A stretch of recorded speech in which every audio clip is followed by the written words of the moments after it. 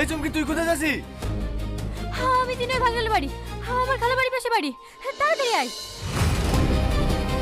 চাচা, বোমা কি হয়েছিল চাচা? আমার তো ক্লাস ছুটি দিতে হবে চাচা। বল, তুই নেতা মন্ত্রীদের কেন মারলি? ওরা শুধু নেতা ছিল না, ওরাই ছিল আমার বাবার খুনের পেছনের মানুষগুলো। প্রমাণ আছে তোর? প্রমাণ তো আপনাদের হাতে থাকার কথা স্যার, কিন্তু সত্য হলে ফাইলগুলো বন্ধ হয়ে যায়। না স্যার, আমি শুধু দেরিতে হয় না বিচারটা দ্রুত করে দিলাম। ফিরবে না জানি, কিন্তু এখন অন্তত কেউ জানবে সব অন্যায়ের হিসাব একদিন ঠিকই হয়। তোর বাবা কে ছিলেন? আদি, আসছি বাবা। তোমার পার্সেল এসেছে। আমার পার্সেল? কি অর্ডার করেছে বাবা? যাও গিয়ে দেখো।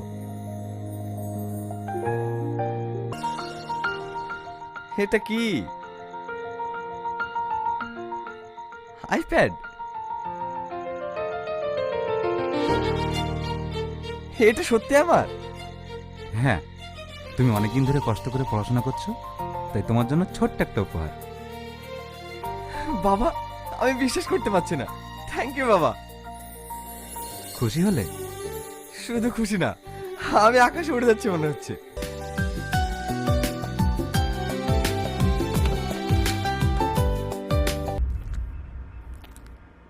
ভয় পেয়েন না, ধীরে ধীরে বলুন, কি সমস্যা আপনাদের? সরকারের কাছে 3 বছর ধরে আবেদন করছি, ঘরের জন্য আজও কিচ্ছু পাইনি। যাদের টাকা আছে তারাই সব ঘর পেয়ে যাচ্ছে স্যার। যারা ঘুষ নিয়ে ঘর পেয়েছে তাদের আইনত নিশ্চয়ই সাজা দেওয়া হবে। স্যার, তাহলে কি আমরা ঘর পাবো? নিশ্চয়ই পাবেন। আমি যতদিন এই চেয়ারে বসে আছি, ন্যায় বিচার থামবে না। স্যার, সত্যি আপনি ইমানদার মানুষ। ইমানদার মানুষ সেটা বড় কথা না, এটা আমার দায়িত্ব। আপনারা আসুন, আমি কেসটা দেখছি।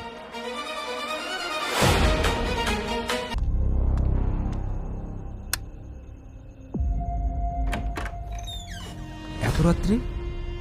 সব ঠিক তো? হ্যাঁ, একটু ভিতরে বসে কথা বললে ভালো হয়।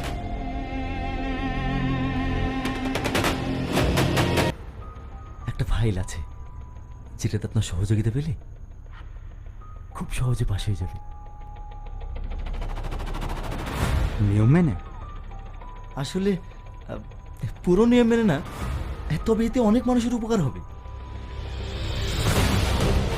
নিয়ম ভেঙে মানুষের উপকার মানেই তো অন্যায় শুরু, এমএলএ সাহেব। আপনার একটা সাইন পড়লে আর কেউ কোনো প্রশ্ন করবে না। বুঝেছি।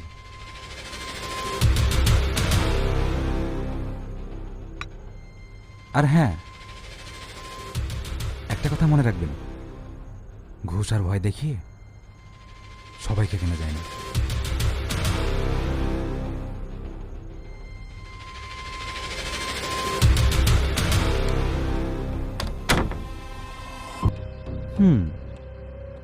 রসগোল্লা আমি খাই, কিন্তু ইদানিং অ্যাসিড মিশানো রসগোল্লা চলে না, শুনেছেন তো? আপনি কি যে বলেন? আমরা কি আপনার কোনো ক্ষতি করব? নিন, আর এটা রাখেন।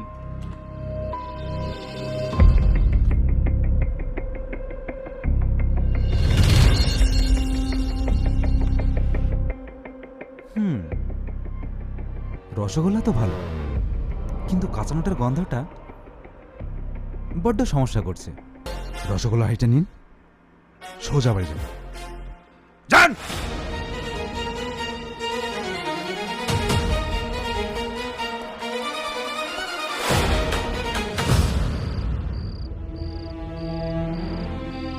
কিন্তু আমরা তো জানি তোর বাবা গ্রামের লোকজনের সঙ্গে খারাপ ব্যবহার, অসৎ কাজকর্মে জড়িত ছিল বলে গ্রামের লোকজন তাকে মেরে দিয়েছে। গ্রামের সাধারণ মানুষজন আমার বাবাকে মারেনি। আমার বাবা ওই পুলিশটা আমাদের মাথার উপরে উঠে বসছে। হাঁটুর বয়সের ছেলে, সাহস দেখেছো? ঘুষ নেয় না, সারাক্ষণ শুধু কাগজ নিয়ে পড়ে থাকে, আবার ধরে ধরে আমাদের ছেলেকে লোক মেরে খাচ্ছে। স্যার, ওর কারণে আমাদের নিচে লেভেলে ব্রেক লেগে যাচ্ছে। আমার কমিশনের কাগজ পর্যন্ত আটকে দিয়েছে।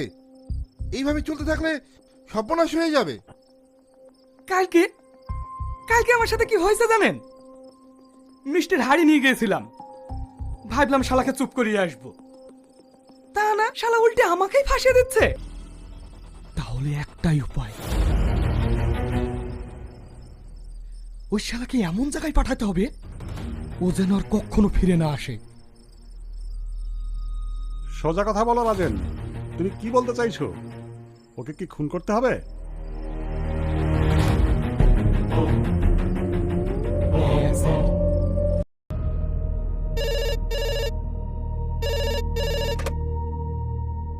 হ্যালো, কে বলছেন? স্যার, টিয়াকাটা ঘাটে মাল পাচার হচ্ছে। কি? আমি এক্ষুনি আসছি।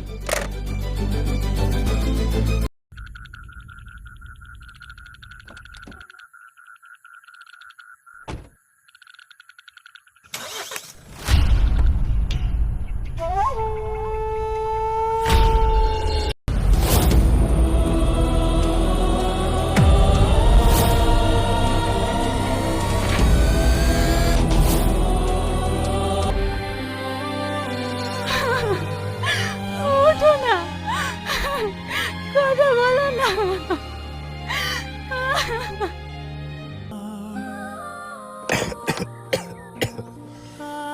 এই ভিডিওটা তুই যদি দেখিস, জানবি আমি অনেক বড় বিপদে আছি।